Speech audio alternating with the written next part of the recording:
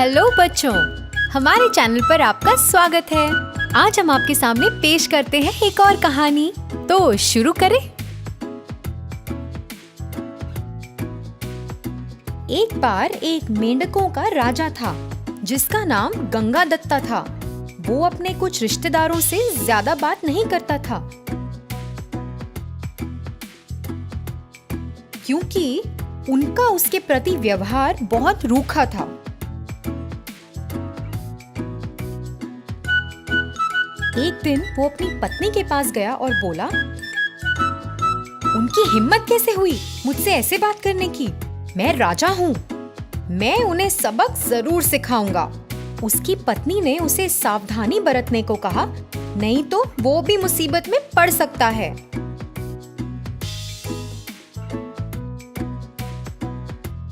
गंगादत्ता ने इस बात पर गौर नहीं किया और अपने कुएं से उछलकर बाहर आया और अपने पानी के चरखे पर बैठ गया।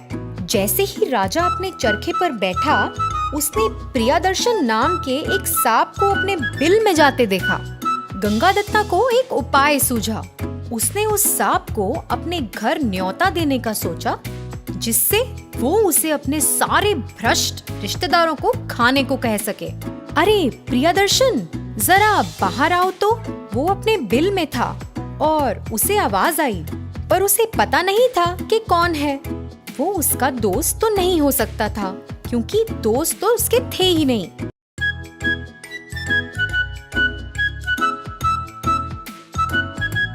मैं गंगादत्ता हूँ, मेंढकों का राजा। मैं तुम्हारा दोस्त बनना चाहता हूँ।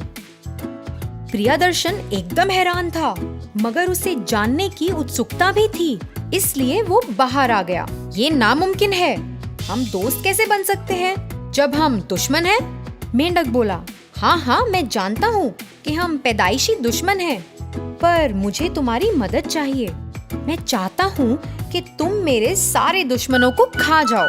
सांप बोला, कौन है तुम्हारे दुश्मन? फिर मेंढक ने कहा, मेरे अपने रिश्तेदार। हम सब एक ही कुएं में रहते हैं। वो मेरी इज्जत नहीं करते, इसलिए मेरे दुश्मन बन गए हैं। सांप ने बोला, ओ अच्छा, तुम कुएं में रहते हो, मैं अंदर कैसे आऊंगा? और अगर आ भी गया तो उनको मारते हुए मैं कहाँ बैठूंगा? इस सब का कोई मतलब नहीं, तुम भागो यहाँ से। रुको मेरे दोस्त, मैं तुम्हें इसका रास्ता बताता हूँ और तुम्हें दिखाऊंगा कि पानी के सतह के ऊपर एक बिल है जिसमें तुम आराम से बैठ सकते हो। कृपया बाहर आ जाओ और मेरी मदद करो। मेंढक ने कहा। सांप ने बहुत सोचा। वो बूढ़ा हो रहा था और उसमें एक चूहा पकड़ने की भी ताकत नहीं थी। उसे मेंढक का प्रस्ताव अच्छा और आसान लगा और उसने निर्णय ले लिया। देखो गंगादत्ता, मैंने तुम्हारे साथ आने का निर्णय ले लिया है। मेंढक बोला, तुम चलो और मैं तुम्हारे पीछे आता हूँ।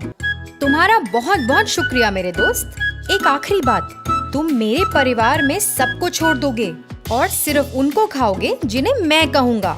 मेंढक ने कहा, अब तुम मेरे दोस्त हो, मैं तुम्हारे परिवार वालों को छूऊंगा भी नहीं। चलो अब समय बर्बाद करे बिना चलते हैं। सांप ने बोला।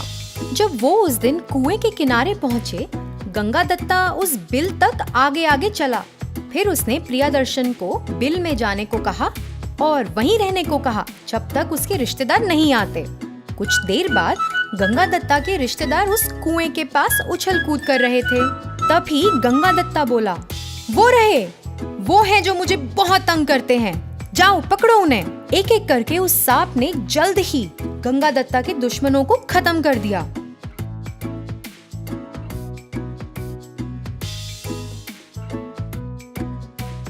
गंगादत्ता बहुत खुश हुआ। फिर उस सांप ने चालाकी से सोचा, जब गंगादत्ता यहाँ नहीं होगा, मैं यहाँ के एक दो और मेंढक खा लूंगा। मैंने तुम्हारे सारे दुश्मनों को खा लिया है। सांप बोला, अरे वाह, अब तुम अपने बिल में वापस चले जाओ, वैसे ही जैसे तुम आए थे मेरे दोस्त। मेंढक ने कहा, क्या वापस चला जाऊं? क्या मजाक कर रहे हो? कोई दूसरा सांप मेरे उस बिल में आ गया होगा अब तक। ना मेरे दोस्त, अब तो मैं यहीं रहूंगा।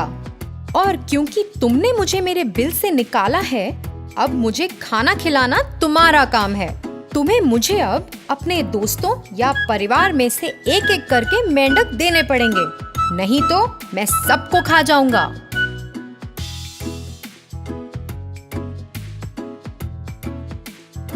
अरे मैं तो कितना मूर्ख हूँ, मैं उसे यहाँ लेकर क्यों आया? अब मेरे पास कोई रास्ता नहीं है। मेंढक ने सोचा।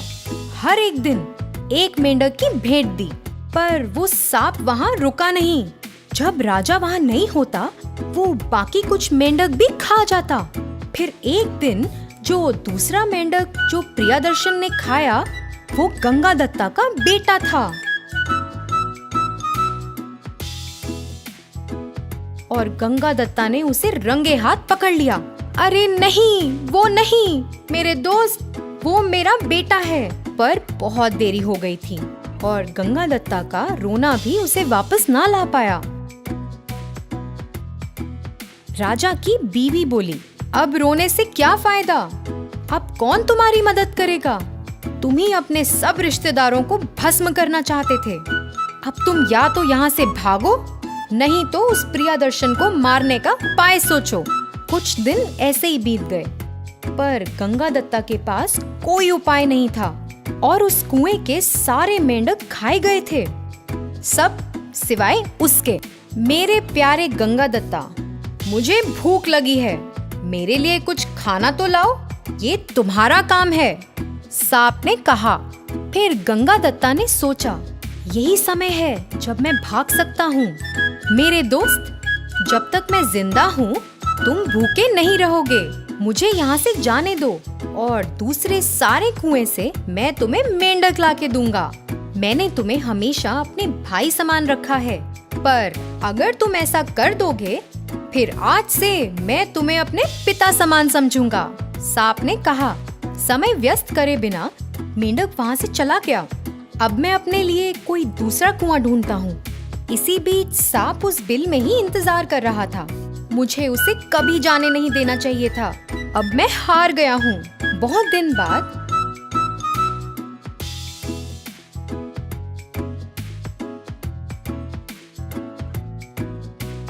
बूढ़ा सांप उस कुएं में रहने वाली एक छिपकली के पास गया। मैडम जी, आप और गंगादत्ता पुराने दोस्त हो, उसे ढूंढो और उसे जल्दी आने को कहो। ठीक है, अगर वो दूसरे मेंढक ना ला पाए, मैं उसे हानि नहीं पहुंचाऊंगा और मैं उसके बिना नहीं रह सकता, सांप ने छिपकली को कहा। दूसरे कुएं में शिकार करते हुए आखिरकार छिपकली को गंगादत्त मिल ही गया। वो बोली, गंगादत्ता, तुम यहाँ क्या कर रहे हो? तुम्हारा दोस्त प्रियदर्शन तुम्हारे इंतजार में बहुत परेशान है।